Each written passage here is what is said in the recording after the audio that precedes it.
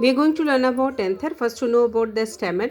Stamen को microsporophyll भी कहते हैं. तो एंड्रोसियम जो है consist of stamens as it unit. The stamen are microsporophylls are regarded as male reproductive organ of the flower. So stamen is male reproductive unit of the angiosperm concerned with the production of microspore or pollen grains.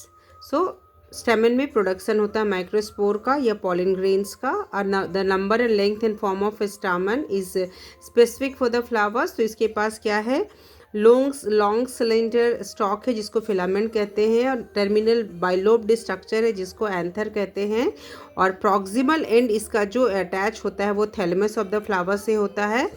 तो एक typical anther has two similar parallel nearly cylindrical parts है जिसको anther lobes कहते हैं, और जो separated है deep group से, और इस they are attach to each other by a connective, जो कि एक वस्कुलेटेड स्टेराइल टिश्यू है कनेक्टिव.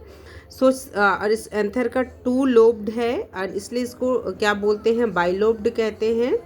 और such 2 lobes are because of this it is called dithecus.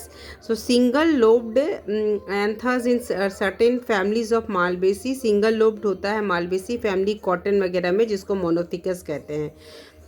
So each anther lobe has 2 cylindrical, parallel structure called microsporangia or pollen sac. Haploid microspore are formed in them by the process of microsporogenesis. Since each lobe has 2 microsporangia, the whole anther has 4. Therefore, it is called tetrasporangiate. The whole anther is covered by common epidermis.